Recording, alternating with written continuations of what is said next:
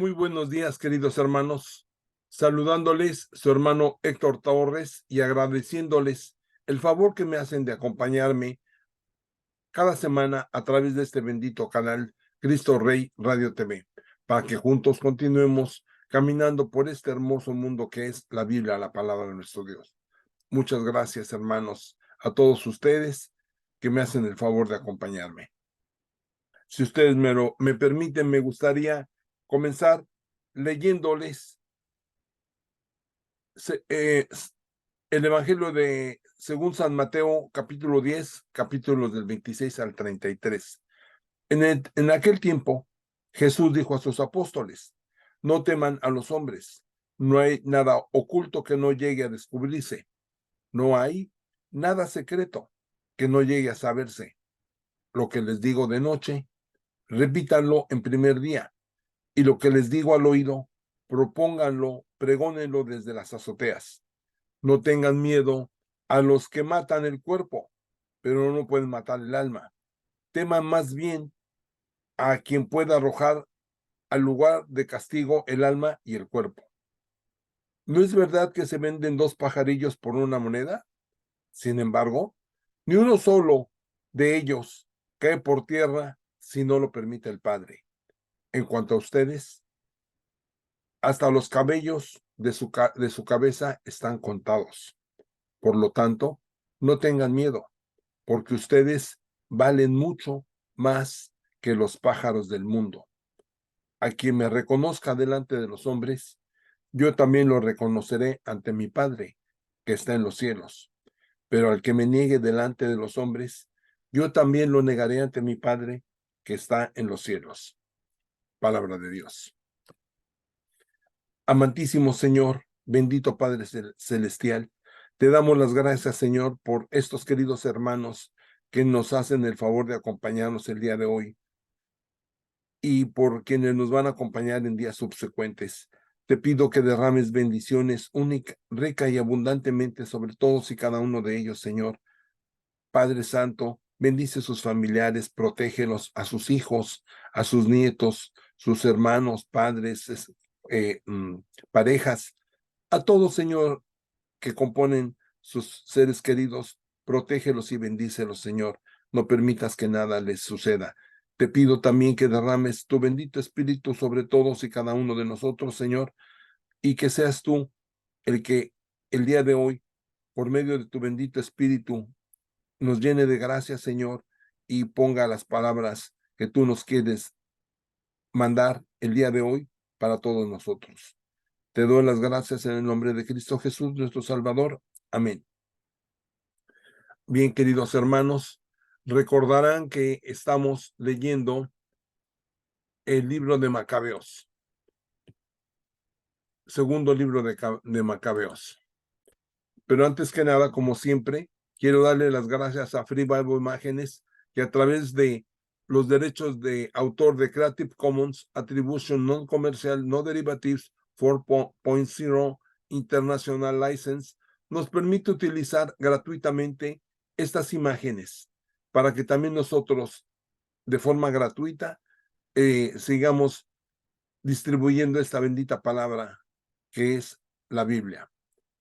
Gracias, Free Bible Imágenes, a través de tus contribuyentes, como son Sweet Publishing del artista Jim Paget de Glory Story, María Van der Krug, Moody Publishers, Reverendo Ives Langevin, William and Rochelle Hauser, John Badhoff de Gospel Imágenes, Wong Chin Yuen, Richard Gunther, BibleSense.com, JoePlace.com, Wintershall, John Hasseltine and Pan Masco, Child Evangelism Fellowship of Europe, James Tissot Collection de The Jewish Museum de New York, el profesor William Evans, Biblos.com, Lumo Project, Amy and Carly de Fishnet Bible Stories, Kevin Talk de RGBstock.com, The Bible Journey, Mr. Bubblehead, John Rook, o algo así, ¿verdad?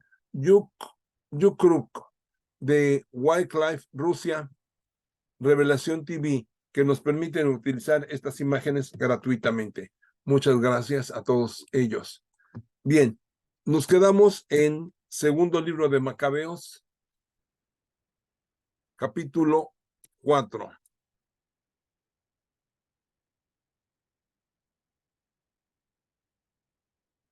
Segundo libro de Macabeos, capítulo 4.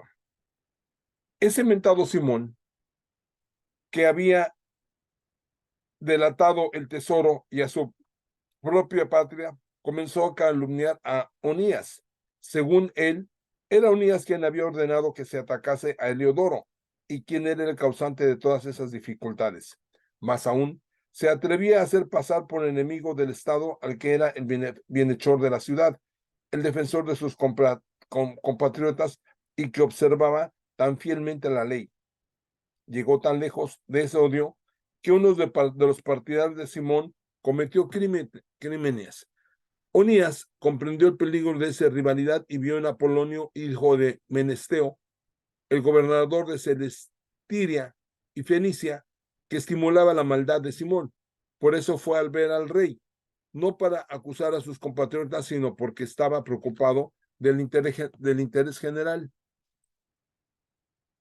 y del bien particular de todo su pueblo. Bien veía que sin intervención del rey, los problemas no se solucionarían y Simón continuaría con sus locuras. Seleuco había muerto y sucedióle en el trono Antíoco, apellidado Epifanes. Jasón, hermano de Onías, se apoderó entonces del soberano pontificado. En una entrevista con el rey le prometió 370 talentos de plata y 80 talentos provenientes de otras entradas. Además, estaba dispuesto a comprometerse por escrito con 140 talentos más si lo autorizaban a construir por su cuenta un gimnasio y una escuela militar y a otorgar a habitantes de Jerusalén el título de ciudadanos de Antioquía. El rey consintió en todo. En cuanto Jasón obtuvo el poder, comenzó a introducir entre sus conciudadanos las costumbres griegas, suprimió las franquicias que por humanidad habían otorgado los reyes a los judíos. Estas habían sido conseguidas por Juan, padre de ese Eupolemo, que más tarde fue enviado a Roma como embajador para firmar un tratado de alianza y amistad con los romanos. Suprimió también las legítimas instituciones e inauguró costumbres contrarias a la ley. Disfrutó construyendo un gimnasio al pie de la fortaleza y trajo lo mejor de la juventud a los ejercicios del gimnasio. Jasón se comportaba como un impío y no como sumo sacerdote, con una descarada corrupción. Hubo una invasión de costumbres extranjeras y vivir a la griega estuvo de moda. Los sacerdotes ya no mostraban interés por el servicio del altar, despreciaban el templo y descuidaban los sacrificios. En cuanto oían el llamado para ir a lanzar el disco, corrían al estadio para tomar parte en competencias prohibidas por la ley.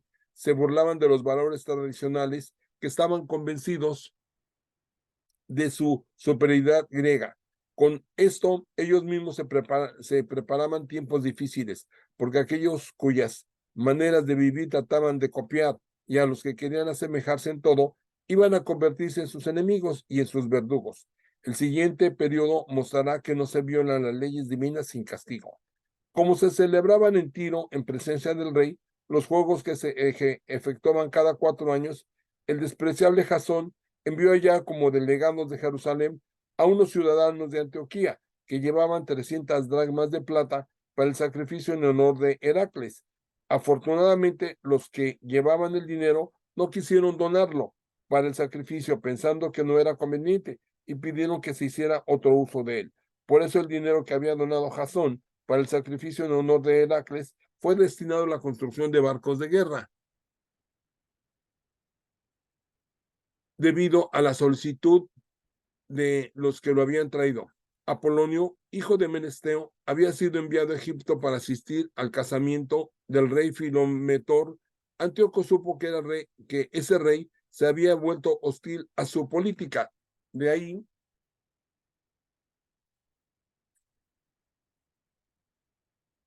que se preocupara de su propia seguridad. Por eso llegó a, Jope y luego alcanzó hasta Jerusalén. Jasón y la ciudad lo recibieron solemnemente, haciendo su entrada a la luz de antorchas y en medio de aclamaciones. Después de eso se dirigió a Fenicia con sus tropas. Al cabo de 3 años, Jasón envió a Menelao, hermano de ese Simón, del que que se habló antes, para llevarle un dinero al rey y arreglar algunos problemas importantes. Menelao se consiguió recomendaciones ante el rey y se presentó como un hombre importante. Le ofreció 300 talentos de plata, más de lo que había hecho Jasón, y logró que le atribuían el soberano pontificado. Después de haber recibido los documentos reales que le confirmaban en el cargo, regresó, pero nada tenía para merecer ese título de sumo sacerdote, a no ser por la violencia de un tirano cruel y la rabia de una fiera salvaje que poseía. Así pues, Jasón, que se había apoderado del lugar de su hermano, veía ahora cómo otro ocupaba su lugar y lo obligaba a huir a Amantida. Menelao se apoderó del poder, pero no entregó nada del dinero que había prometido al rey. A pesar de los reclamos de Sostrato, prefecto de la fortaleza que estaba encargado de recaudar los impuestos. Por eso, ambos fueron citados ante el rey. Menelao dejó en su reemplazo como sumo sacerdote a su hermano Limisaco, y Sostrato dejó a Crates, jefe de los chipriotas. Fue entonces cuando se sublevaron los habitantes de Tarso y de Malos, porque su ciudad había sido dada como regalo de Antioquía a la concubina del rey. El rey partió inmediatamente para allá con el fin de arreglar ese asunto, dejando como su reemplazante a Andrónico, alto funcionario. Menelao pensó que era el momento propicio para sustraer algunos vasos de oro del santuario y ofrecérselos a Andrónico. Logró vender otros en Tiro y en las ciudades vecinas.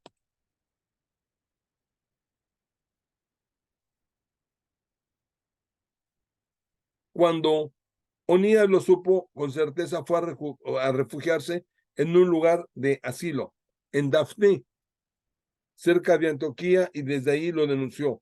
Por eso Menelao habló en privado con Andrónico y lo presionó para que asesinara a Onías. Andrónico, pues, fue a ver a Onías con malas intenciones, le hizo un juramento tendiéndole la mano derecha y lo convenció, a pesar de las sospechas de este, a salir de su asilo. En cuanto salió, le dio muerte sin el menor respeto por la justicia. No solo los judíos, sino también muchos de los no judíos quedaron indignados y encontraron escandaloso el criminal asesinato de ese hombre. Cuando el rey volvió de la región de Sicilia, los judíos de la ciudad y los griegos que detestaban el mal fueron a verlo para hablarle del injusto asesinato de Onías. Al acordarse de la sabiduría de la irreprochable vida de la víctima, Antíoco lloró, pues estaba sinceramente apenado y conmovió hasta los más profundos de su ser. Luego se apoderó de la ira, le quitó su cargo a Andrónico y le ordenó que le rasgaran su ropa. Hizo pasear a ese asesino por toda la ciudad y mandó ejecutarlo en el mismo lugar donde había asesinado a Onías. Así fue como el Señor le dio el castigo que merecía. Durante ese tiempo, Lisímaco, de acuerdo con Menelao, había cometido muchos robos sacrílegos en la ciudad. Como el rumor crecía, el pueblo se rebeló contra Lisímaco después de muchos de los objetos de oro que habían ya salido. Para reprimir el levantamiento del pueblo encolerizado, Lisímaco armó a cerca de 3,000 hombres y adoptó la vida de la violencia. Había puesto al frente de ellos a un tal Auranos, tan loco como viejo. Al verse atacados por Lisímaco, unos tomaron piedras, otros palos, y unos terceros tomaron en sus manos brasas que allí había, y todos juntos se lanzaron en medio de la trifulca contra la gente de Lisímaco, a tal extremo que muchos de estos quedaron heridos y algunos hasta muertos.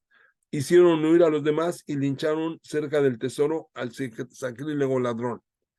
Por todos estos hechos se inició un proceso contra Menelao. Cuando el rey llegó a Tiro, 3 hombres enviados por los ancianos fueron a exponerle su acusación. Al verse perdido Menelao, prometió una gruesa suma de dinero a Ptolomeo, hijo de Dorimedes, para que intercediera por él ante el rey. Ptolomeo llevó al rey aparte bajo una galería con el pretexto de tomar el fresco y le hizo cambiar de decisión.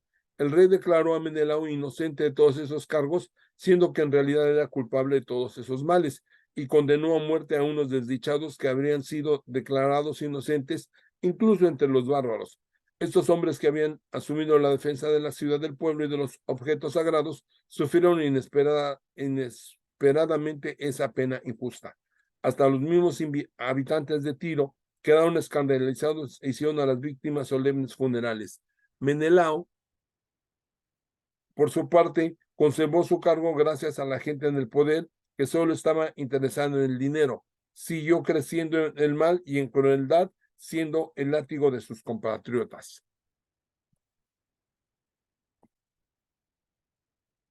Segundo libro de Macabeos, capítulo 5.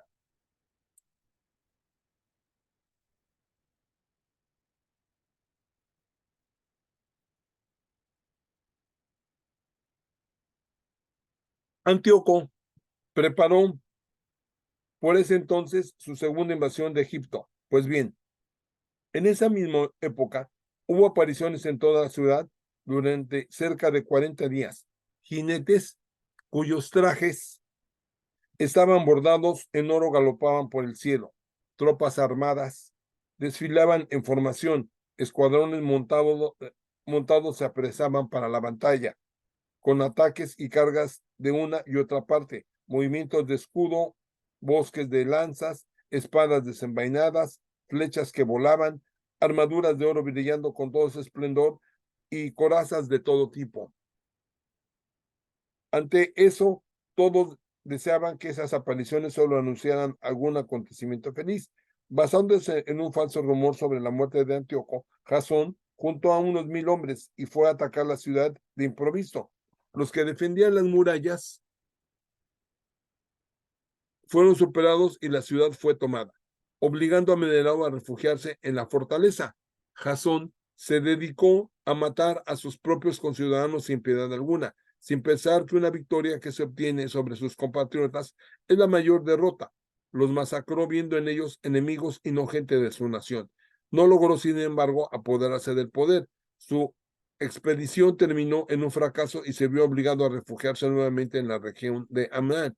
Su conducta criminal llegó a su fin, acusando primero ante Aretas, rey de los árabes, trató de refugiarse de una ciudad en otra, perseguido por todos, detestado y por haber renegado de las leyes, repudiando como verdugo de su patria y de sus compatriotas. Se fue a Egipto. El que había desterrado a tanta gente lejos de su patria murió al final en una tierra extraña, porque se había ido a la Cedemonia, donde pensaba que lo acogerían debido a nuestro parentesco de raza con ese pueblo. El que había dejado tantos cadáveres sin enterrar no fue enterrado en el sepulcro de sus padres. Nadie lo lloró, nadie cumplió las últimas obligaciones con él. Cuando el rey se enteró de eso, pensó que la Judea se quería independizar, salió pues de Egipto, furioso como una fiera salvaje, y se apoderó de la ciudad a mano armada. Ordenó a sus soldados que mataran sin piedad a los que encontraran y que degollaran a los que se refugiaban en sus casas. Así se dio muerte a jóvenes y ancianos, se eliminó a mujeres y niños, se degolló a muchachas y a niños de pecho. En 3 días hubo 800,000 víctimas, 40,000 cayeron bajo los golpes y los otros fueron vendidos como esclavos. Como si eso no bastara, el rey penetró en el santuario más santo de toda la tierra, guiado por Menelao, que hasta allí había llegado en su traición a las leyes y a la patria. Con sus manos impuras tomó los vasos sagrados, con sus manos profanas cogió las ofrendas de otros reyes habían depositado allí para aumentar más aún la gloria de ese lugar. Henchido de orgullo, Antíoco no veía que el Señor descuidaba ese lugar por unos momentos, porque estaba enojado con los habitantes de la ciudad a causa de sus pecados. Si estos no hubieran sido culpables de un gran número de pecados, Antíoco habría sido vapuleado en cuanto hubiera entrado y castigado por su audacia, tal como ese Heliodoro al que habían enviado el rey Seleuco para inspeccionar el tesoro. Pero Dios no eligió el pueblo de ese lugar, sino ese lugar por el pueblo. Por eso ese lugar ha participado de las desgracias del pueblo y también ha estado asociado a las bendiciones del Señor. Fue abandonado por el Todopoderoso en su enojo y también fue restablecido en toda su gloria cuando el Señor Todopoderoso se reconcilió con su pueblo. Antíoco había sacado del templo 1800 talentos y se había vuelto repetidamente a Antioquía, tan orgulloso que se hubiera creído capaz de navegar en tierra firme y de trazar caminos en el mar. Dejó algunos funcionarios para reprimir a nuestra raza. En Jerusalén, a Filipo, originado de Frigia, que era más cruel aún que el que lo había puesto ahí. En Garisimín, Andrónico, y fuera de esos, a Menelao, cuya maldad hacia sus hermanos era peor aún, odiaba a sus compatriotas judíos. El rey mandó al gobernador Apolonio al frente de un ejército de 22,000 hombres con orden de degollar a todos los que estuvieran en la flor de su edad y de vender como esclavos a las mujeres y a los niños. Llegó a Jerusalén simulando ser hombre pacífico y esperó hasta el santo día sábado, aprovechándose del descanso de los judíos, ordenó a sus hombres que efectuaran un desfile. Luego mandó matar a todos los que habían salido para presenciar el espectáculo y recorriendo la ciudad con sus soldados dio muerte a una gran cantidad de personas. Fue entonces cuando Judas, apellidado Macabeo, se tiró al destierro con una docena de personas. Con sus compañeros vivía como fiera salvaje por los cerros, obligándose a un régimen vegetariano antes que volverse impuro.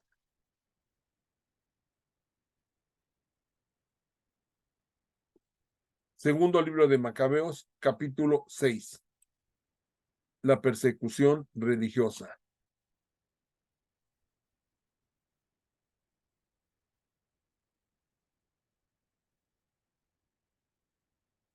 Poco tiempo después,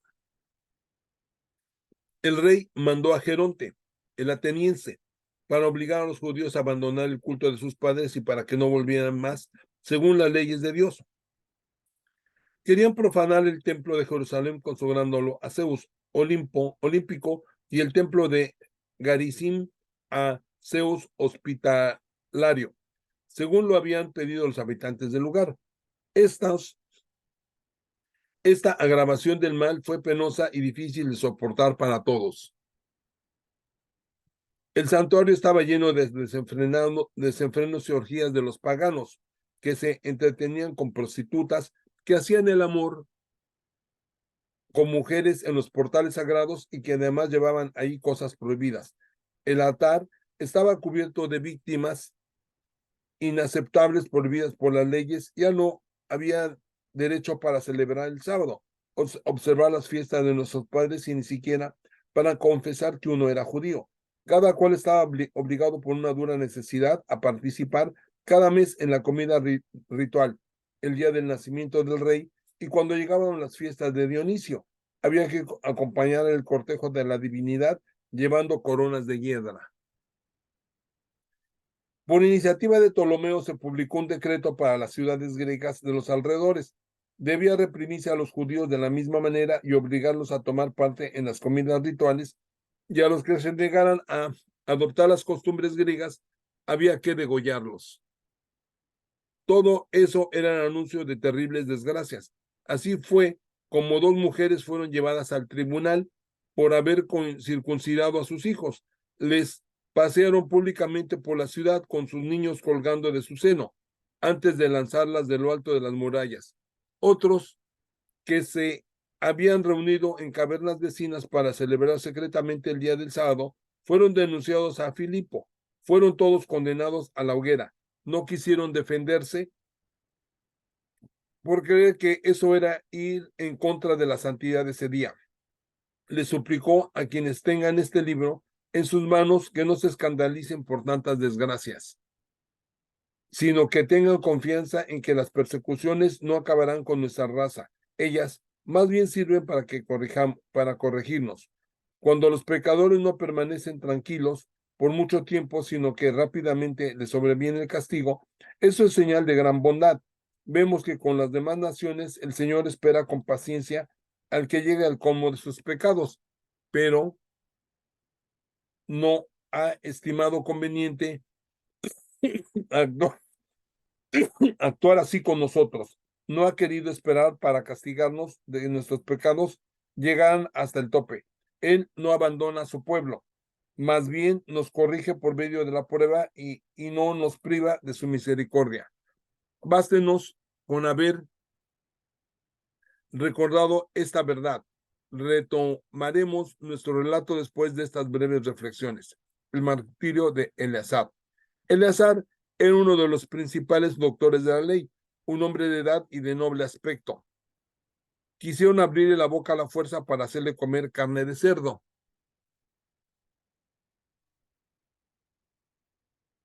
Pero prefirió una muerte gloriosa a una existencia vergonzosa y marchó voluntariamente al suplicio de la rueda. Escupió lo que tenía en la boca tal como deben hacerlo los que tienen la valentía de rechazar lo que está prohibido antes de comérselo por apego a la vida. Los que presidían esa comida ritual prohibida por la ley lo llamaron aparte, porque conocían a ese hombre desde hacía mucho tiempo. Lo invitaron a que simulara comer la carne ofrecida en sacrificio según la orden del rey para que en realidad fueran carnes autorizadas por la ley y que él mismo hubiera preparado. Al actuar así, y gracias a esa vieja amistad que los unía, se liberaría de la muerte. Pero él tomó una noble decisión, digna de su edad, de la autoridad que le otorgaba su vejez y sus venerables cabellos blancos por la edad, digna también de su conducta irreprochable desde su niñez y conforme a las santas leyes establecidas por Dios, respondió que mejor lo enviaran al lugar de los muertos. Y añadió esto: a nuestra edad no es conveniente hacer tal cosa. Muchos jóvenes podrían pensar que Eleazar con sus 90 años se dejó conquistar por los extranjeros, y así ellos se descarriarían junto conmigo debido a mi doble juego, en un momento en que me queda tan poco para vivir. De esa manera traería sobre mi vejez la vergüenza y la deshonra, y por ahora escaparé al castigo de los hombres. No escaparé vivo o muerto de las manos del Todopoderoso. Al abandonar ahora la vida valientemente, me mostraré digno de mi vejez, y dejaré a las jóvenes el noble ejemplo de una muerte voluntaria y generosa en defensa de las venerables y santas leyes. Así, hablando, caminó derecho al suplicio de la rueda. Para los que lo llevaban, las palabras que acababan de pronunciar no eran más que la locura y la generosidad que hacía poco habían tenido con él se trocó en maldad. Cuando estaba a punto de morir a golpes, dijo en un suspiro: el Señor que posee el exacto conocimiento, ve cuán crueles dolores soporto bajo los golpes en mi cuerpo, siendo que podría haber escapado a la muerte, pero él ve que en mi alma lo sufro con alegría por el temor que le tengo. Así entregó la vida, dejando con su muerte un ejemplo de valentía y el recuerdo de su virtud, no solo a la juventud, sino a la gran mayoría de la nación.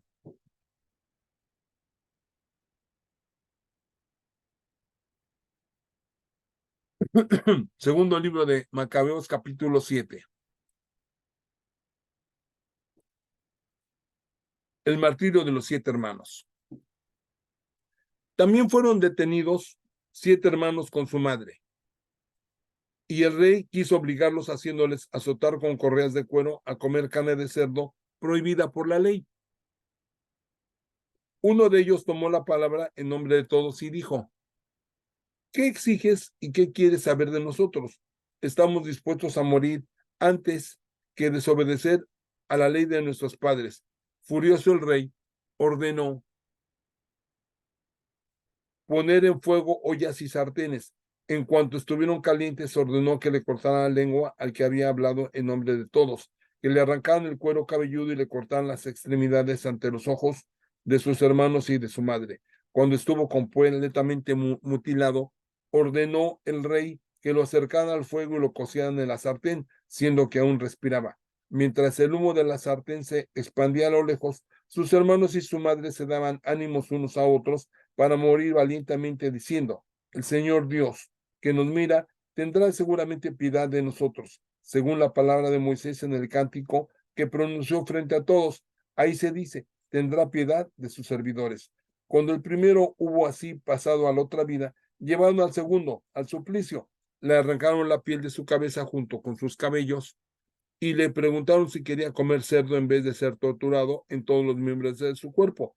Respondió en la lengua de sus padres, no, por lo cual sufrió a su vez los mismos suplicios que el primero. En el momento de dar su último suspiro, dijo, no eres más que un criminal. Nos quitas la vida presente, pero el Rey del universo nos resucitará a una vida eterna, a nosotros que morimos por fidelidad a sus leyes. Después de torturaron al tercero. Cuando el verdugo se lo pidió, presentó inmediatamente a la lengua y extendió sin vacilar sus manos. Tuvo la valentía de declarar, del cielo he recibido estas manos, pero las sacrifico por sus leyes, y de él espero que me las devuelva. Hasta el mismo rey y su corte quedaron asombrados de la valentía de ese joven, que no tomaba en cuenta para nada sus sufrimientos.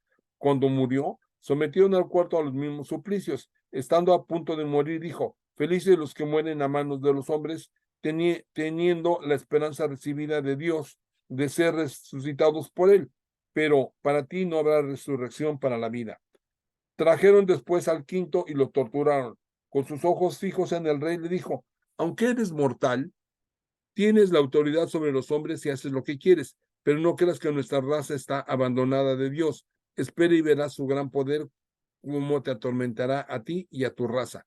Después de él trajeron al sexto. Cuando estaba a punto de morir, dijo, no te hagas ninguna ilusión, porque si hemos atraído sobre nosotros estas desgracias y si nos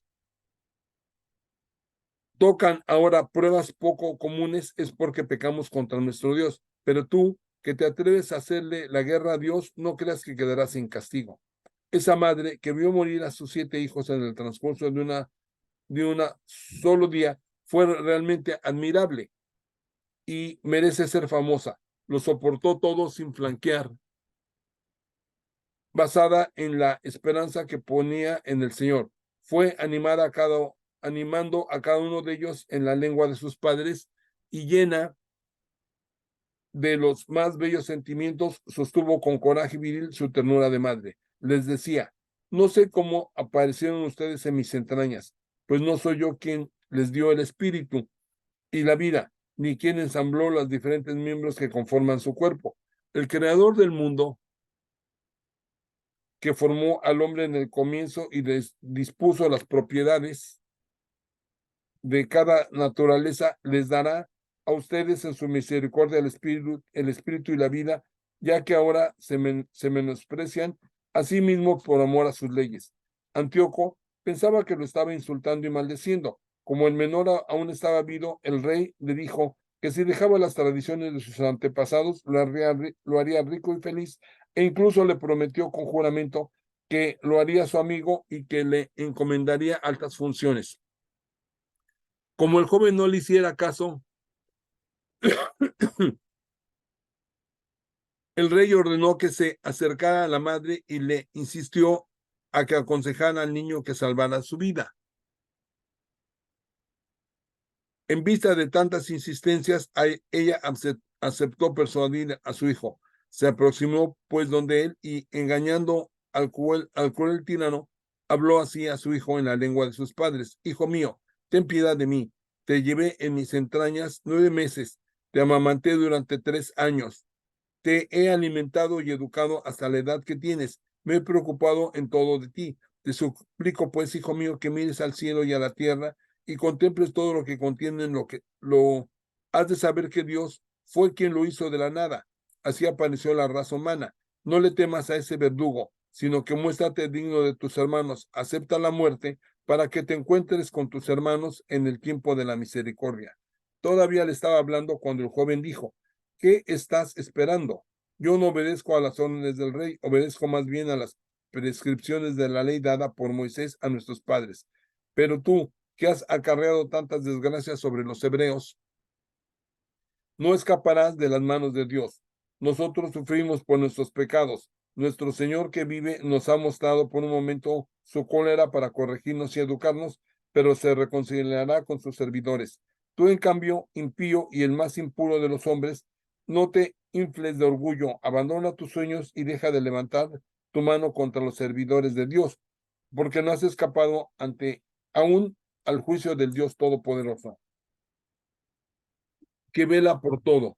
Mis hermanos sufrieron una prueba pasajera a cambio de una vida que no se acaba y ya están cubiertos por la alianza de Dios.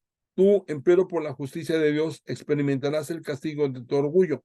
Al igual que mis hermanos, entrego mi cuerpo y mi vida por las leyes de mis padres. Le suplico a Dios que tenga pronto piedad de nuestra raza y que te lleve mediante tormentos y sufrimientos a reconocer que Él es el único Dios. Ojalá la cola del Todopoderoso, que se ha desencadenado justamente contra nuestra raza, se detenga por fin en mí y en mis hermanos. El rey se sintió profundamente herido por esas palabras desafiantes. Muy furioso, torturó de más cruelmente que a los otros. Así murió ese joven en la rectitud y en la total confianza del Señor. Al último murió la madre después de sus hijos, pero ya es bastante sobre la cuestión de las comidas rituales y los suplicios espantosos. Segundo libro de Macabeos, capítulo 8. Las guerras de Macabeo.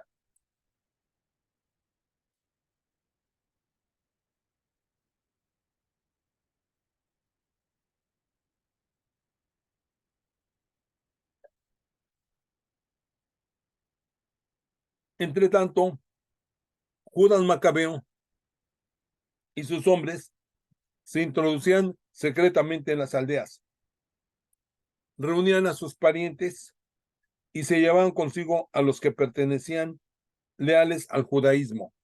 Fue así como juntaron cerca de 6,000 hombres. Suplicaban al Señor que mirara a su pueblo al que todos pisoteaban y que tuviera piedad de su templo profanado por los impíos, que tuviera piedad de la ciudad destruida y poco menos que nivelada. Se escuchaba la voz de la sangre que clamaba hacia él, que se acordara de la muerte criminal de pequeños inocentes y de los insultos inferidos a su nombre, en fin, que mostrara su odio contra los malvados. En cuanto Macabeo tuvo una tropa organizada, los paganos no pudieron oponerle resistencia, porque la cola del Señor se había cambiado en misericordia, cayendo sorpresivamente sobre ciudades y aldeas, las quemaba, ocupaba las posiciones más favorables y desde ahí infligía al enemigo severas pérdidas. La noche era su mejor aliado para ese tipo de expediciones. Su fama de valiente se difundió por todas partes.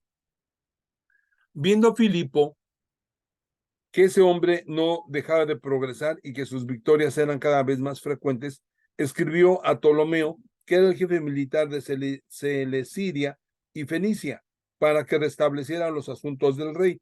Ptolomeo eligió inmediatamente a Nicanor, hijo de Patroclo, uno de los principales amigos del rey, y lo mandó con un ejército de más o menos 20,000 hombres de diversas naciones a exterminar toda la raza de los judíos. Junto con él mandó también a Gorgias, un general que tenía buena experiencia en asuntos de guerra. Como el rey debía a los romanos un tributo de 2,000 talentos, Nicanor pensó pagarlo con la venta de los cautivos que se harían en Judea. Rápidamente envió, pues, una invitación a las ciudades marítimas para que fueran a comprar esclavos judíos, ofreciéndoles 90 de ellos por un talento, pero no contaba con la venganza del Todopoderoso, pronta a caer sobre él. Judas informó de la expedición de Nicador y comunicó a sus compañeros la llegada de ese ejército. Los que carecían de valor y no creían en la justicia de Dios huyeron a otros lugares. Los otros, en cambio, vendieron todos los que quedaba y suplicaron al Señor que los liberara del impío Nicanor, que los había vendido antes de comenzar la batalla. Les pedían que intervinieran no por ellos mismos, sino en consideración a las alianzas concluidas con sus padres y porque ellos mismos llevaban su nombre, augusto y lleno de majestad. Macabeo reunió a los que se habían quedado con él, unos 6,000 hombres, y los arregló arengó a que no se acobardaran frente al enemigo ni se dejaran impresionar por el número de esos paganos que los atacaban sin ningún derecho. Debían pelear como valientes, pensando en la profanación escandalosa del lugar santo, en el trato que aquellos infligieron de la ciudad ultrajada y en la ruina de las instituciones de sus padres. Macabeo les decía: ellos creen solo en sus armas y en su intrepidez, mientras que nosotros contamos con Dios, el dueño del universo, que con un gesto puede derribar a los que nos atacan y con ellos a todo el mundo. Ante sus ojos pasó revista a los antiguos ejemplos de la protección de Dios, como aconteció con esos 180,000 hombres que perecieron en tiempos de Sanherib. Les recordó la batalla que tuvieron con los Gálatas en Babilonia. Los judíos que participaban en las batallas al lado de los 40,000 macedonios no eran más que 8,000 hombres, y como los macedonios se encontraban en apuros, esos 8,000 derrotaron a 120,000 enemigos, gracias a la ayuda venida del cielo, juntando además un cuantioso botín. Después de haber renovado su confianza con estos ejemplos y de haberlos predispuesto a morir por las leyes y por la patria, dividió su ejército en 4 destacamentos. Puso a sus hermanos Simón, José y Jonatán al frente de cada uno de esos destacamentos y dio a cada uno de ellos 1,500 hombres. También estaba ahí Eleazar. Efectuó la lectura del libro santo y, dando como consigna ayuda de Dios, encabezó el primer destacamento y atacó a Nicanor. El dueño del universo fue a ayudarlo. Mataron a más de 9,000 enemigos, hirieron y mutilaron a la mayor parte de los hombres de Nicanor y los hicieron huir. Juntaron el dinero de los que habían ido a comprarlos y persiguieron bastante lejos al enemigo, pero debieron detenerse porque les faltó tiempo. Como empezaba la víspera del sábado, dejaron de perseguirlos. Una vez que juntaron las armas de los enemigos y les quitaron sus pertenencias, celebraron el sábado, bendecían a Dios miles de veces y alababan al Señor que los había librado ese día y había tenido para con ellos un primer gesto de misericordia. Después del sábado, distribuyeron una parte del botín a los que habían sufrido la persecución, a las viudas y a los huérfanos. El resto se lo repartieron entre ellos y sus hijos. Luego se pusieron a orar todos juntos, suplicándole al Señor misericordia, que se reconciliara totalmente con sus servidores. Después enfrentaron a los hombres de Timoteo y Baquides, dando muerte a más de 20,000 de ellos. Se apoderaron de fortalezas elevadas y repartieron de nuevo el botín, conformado 2 partes, una para ellos y otra para las víctimas de la persecución, los huérfanos, las viudas y los ancianos. Recogieron las armas y las depositaron cuidadosamente en los sitios más convenientes. Luego transportaron a Jerusalén el resto del botín.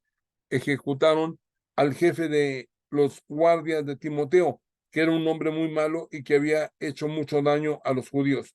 Cuando estaban celebrando su victoria en su capital, quemaron también a los que habían incendiado las puertas santas y que se habían refugiado con Calistenes en una pequeña casa. Así recibieron el justo pago por su impiedad. Ese 3 veces criminal de Nicanor, que había convocado a 1,000 mercaderes para efectuar la venta de los judíos, fue humillado con la ayuda del Señor por gente que él pensaba era lo peor de todos. Nicanor tiró sus ropas principescas y emprendió la fuga a través de los campos como un esclavo fugitivo sin acompañamiento. Tuvo la inesperada suerte de llegar hasta Antioquía después del desastre de su ejército. Y él, que había prometido pagar el tributo que se debía a los romanos con el dinero por los cautivos de Jerusalén, anunciaba ahora que los judíos tenían a Dios como defensor y que eran invencibles, porque obedecían las leyes que éste les había ordenado. Segundo libro de Macabeos, capítulo 9.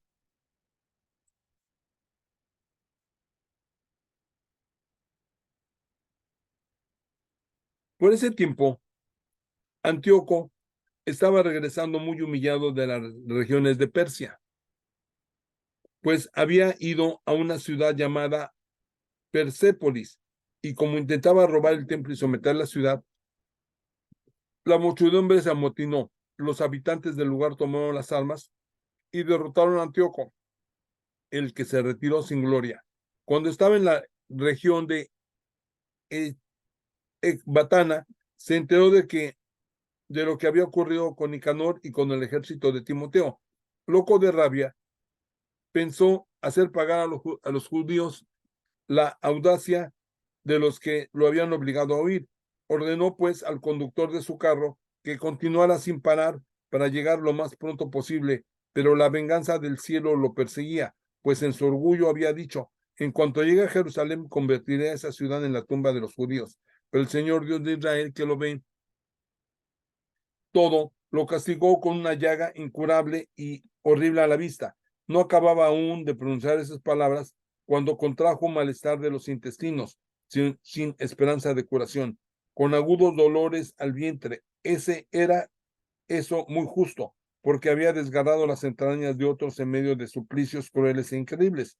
No disminuyó con eso, sin embargo, su insolencia, y repleto siempre de orgullo, avivó más aún el fuego de su cólera contra los judíos, ordenando que se acelerara la marcha. De repente cayó de su carro y fue tan violenta la caída que se dislocaron todos los miembros de su cuerpo.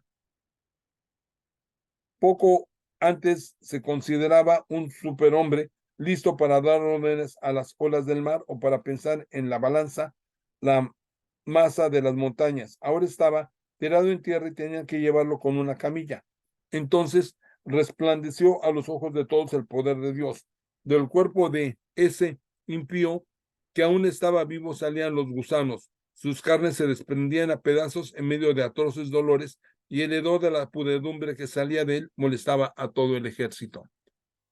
Debido a esa hediondez insoportable, nadie podía ahora estar cerca de él, que antes parecía tocar los mismos astros del cielo. Entonces, en medio de sus terribles sufrimientos, comenzó a volver de su orgullo y a reconocer su condición bajo el castigo divino, que a cada momento redoblaba sus dolores, como si quisiera él mismo podía soportar ya su fetidez. Reconoció: es justo someterse a Dios y, siendo mortal, no igualarse con la divinidad. Ese hombre impuro hizo entonces un voto al Señor, que ya no tenía piedad de él, hablando de esta ciudad santa a la que quería llegar pronto para arrasarla y convertirla en tumba de los habitantes. Prometió que la declararía libre. Prometió igualar con los atenienses a esos judíos que hacía unos momentos no consideraba dignos de sepultura, y los entregaba a ellos y a sus hijos como alimento de las aves de rapiña y de las fieras salvajes. Prometió adornar con las más hermosas ofrendas el templo santo que había antes saqueado, devolverle con creces todos los objetos sagrados y pagar con sus propias rentas los gastos de los sacrificios. Más aún, prometió que se haría judío y que recorrería todos los lugares habitados para proclamar la omnipotencia de Dios. Pero sus sufrimientos no se calmaban, porque se había abatido sobre él el justo castigo de Dios. Entonces, viéndose en una situación desesperada, escribió a los judíos esta carta, que más parecía una súplica y que está redactada así: el rey y general Antíoco saluda a los judíos, sus excelentes ciudadanos, y les desea salud y felicidad perfecta. Tendremos una razón más de confiar en Dios si ustedes y sus hijos están bien y sus negocios prosperan, pues recuerdo afectuosamente las señales de honor y bondad que recibí de parte de ustedes. Al regresar de las regiones de Persia, he contraído una cruel enfermedad. Por eso he creído conveniente preocuparme del futuro de ustedes en todo. No es que desespere de mi situación, pues aún tengo esperanza de salir de esta enfermedad, sino que pienso en mi padre, que designaba a su sucesor cuando salía de su expedición a las provincias lejanas. Él quería que en ese caso de una desgracia imprevista o de una mala noticia, la gente del reino no quedara desconcertada, sino que supiera a quién le correspondía el gobierno. También me doy cuenta de los príncipes establecidos sobre las fronteras del reino están atisbando la ocasión, están al acecho de todo lo que pueda ocurrir. Por eso he designado como rey a mi hijo Antíoco. Más de una vez, cuando tuve que ir a las provincias lejanas, los he recomendado a la mayoría de ustedes, y le he escrito respecto de ustedes la carta reproducida más abajo. Le pido pues y le suplico que se acuerden de los beneficios que han recibido de mí, todos ustedes o alguno en particular, y que sigan siendo benevolentes conmigo y con mi hijo. Estoy cierto que él continuará con moderación y humanidad mi política respecto a ustedes y que se mostrará benigno con ustedes. Así pues, como ese asesino, ese blasfemo, pasó por terribles sufrimientos, tal como se los había hecho experimentar a otros, antes de morir de una muerte miserable en una tierra extraña, en medio de las montañas, Filipo, su compañero de infancia, ordenó que trasladaran su cuerpo, luego se refugió en Egipto al lado de Ptolomeo Filometor, porque temía al joven Antíoco.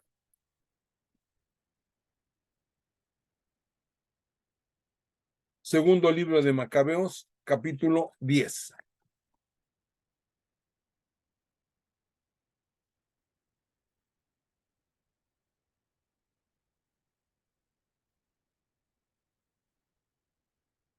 Judas purifica el templo.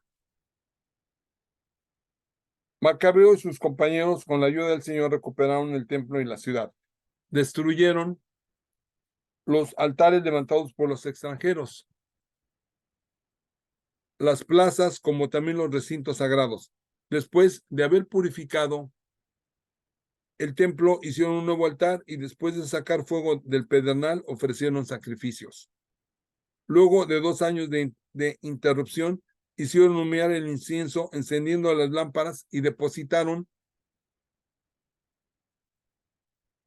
en la mesa los panos de la proposición. Enseguida, postrados y tendidos en el suelo, le rogaron al Señor que no los dejase más caer en esas desgracias. Le pedían que si volvían a pecar los corrigiera como es debido, pero que no lo entregase más a naciones impías y bárbaras. El templo fue purificado el mismo día en que había sido profanado por los paganos, esto es, el 25 del mes de Casleu.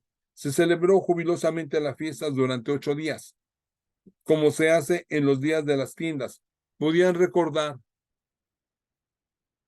que hasta hacía poco tiempo se habían celebrado la fiesta de las tiendas en las montañas, escondiéndose en cavernas como animales salvajes. Por eso, llevando ramas y palmas, entonaron cánticos a la gloria del que había llevado a cabo la purificación de su templo. Después de una declaración pública y de una votación, decidieron que toda la nación judía celebraría anualmente esos mismos días. Acabábamos de decir cuál fue el fin de Antíoco, llamado Epifanes. Hablaremos ahora de Antíoco Eupator, el hijo de ese rey impío, resumiendo las desgracias ocasionadas por las guerras. Después de haber heredado el reino, Antíoco Eupator puso al frente de sus asuntos a un tal Lisias, al que también nombró general supremo de Celesiria y Fenicia. Así, allí sucedió a Ptolomeo, llamado Macrón. Ese hombre trataba de solucionar los problemas de los judíos de una manera pacífica. Incluso había sido el primero en reparar con justicia las injusticias cometidas por con los judíos. Por eso los amigos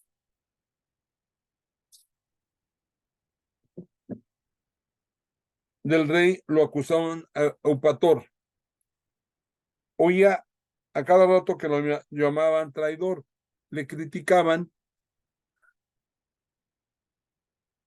que hubiera abandonado Chipre, lo que le había sido confiada por Filometor y que se había pasado al lado de Antíoco Epifanes. Viendo que no podía más desempeñar su cargo con honor, se envenenó. Georgias, que fue nombrado general en esa misma región, mantenía mercenarios con los que hostigaba a los judíos. Al mismo tiempo, los idumeos, que poseían fortalezas bien ubicadas, no dejaban de molestar a los judíos. Acogían a los que habían sido expulsados de Jerusalén y hacían todo para prolongar las hostilidades. Macabeo y sus hombres hicieron rogativas públicas, le pidieron a Dios que se pusiera de su lado y luego se lanzaron al ataque de la fortaleza de los idumeos. En medio de un valiente combate se adueñaron de esas posiciones.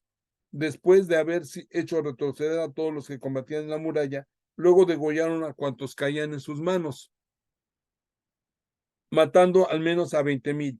9,000 se habían refugiado en 2 torres bien fortificadas y provistas de todo lo necesario para resistir un sitio. Macabeo dejó allí a Simón y a José, como también a Zaqueo y a sus compañeros, en número suficiente para mantener el asedio, y él partió a combatir a donde era más urgente. Pero los hombres de Simón, por amor al dinero,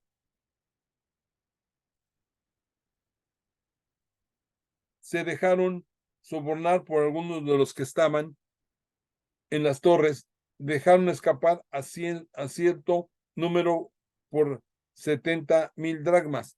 En cuanto se enteró Macabeo de lo que había pasado, reunió a los jefes del pueblo y acusó a estos hombres de que mantenían vendido a su hermano y que habían dejado escapar a sus enemigos por dinero. Mandó ejecutar a esos traidores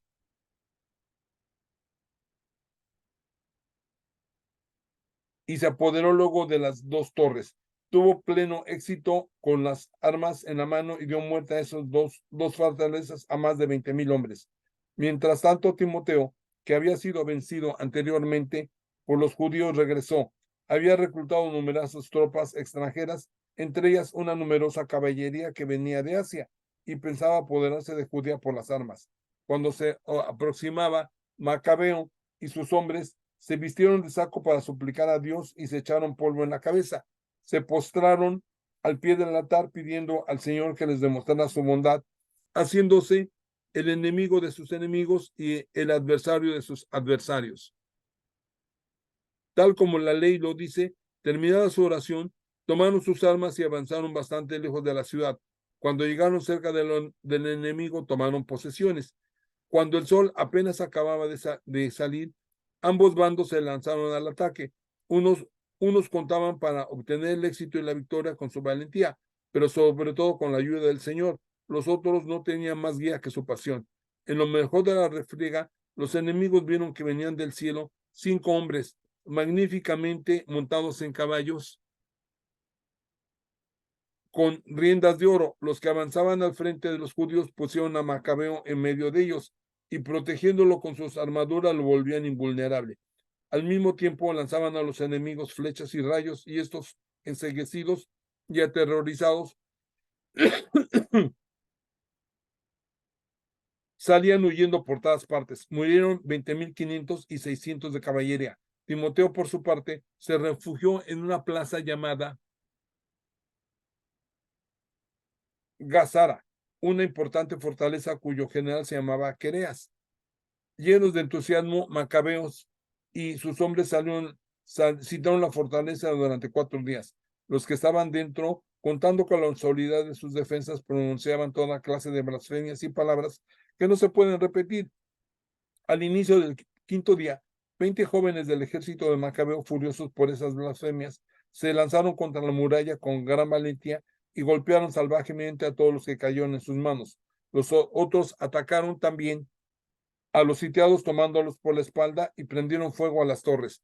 Encendieron hogueras donde fueron quemados vivos los que habían blasfemado. Otros rompieron las puertas y le abrieron un boquete al resto del ejército que se apoderó de la ciudad. A Timoteo, que se había escondido en una cisterna, lo degollaron junto con su hermano Quereas y Apalofane.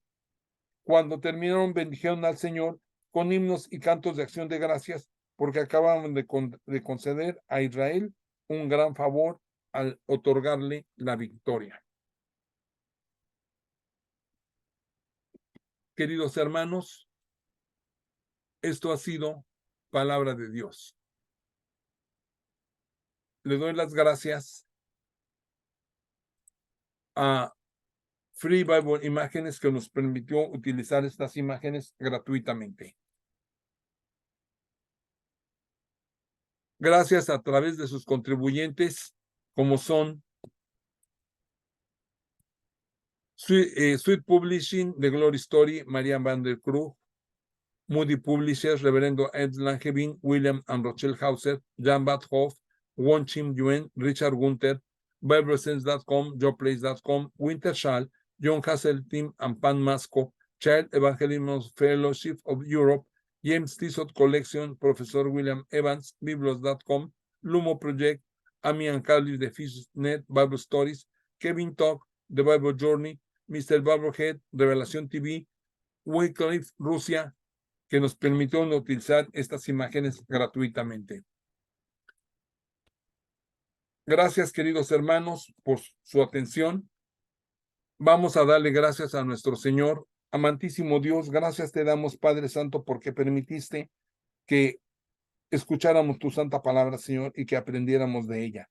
Padre, gracias porque tú nos proteges, Señor, así como protegiste a todo tu pueblo de tantas acechanzas del enemigo. Tú también nos proteges a todos, Señor, y te pido que sigas protegiéndonos, sobre todo a nuestros chiquitos, Señor, a nuestros hijos, a nuestros nietos, a nuestros hermanos, a nuestros padres, a nuestras parejas, a todos, Señor, los pongo en tus benditas manos. Sana a todos los que estén enfermos, Señor, dales restauración en sus vidas y ayúdanos en todas nuestras necesidades.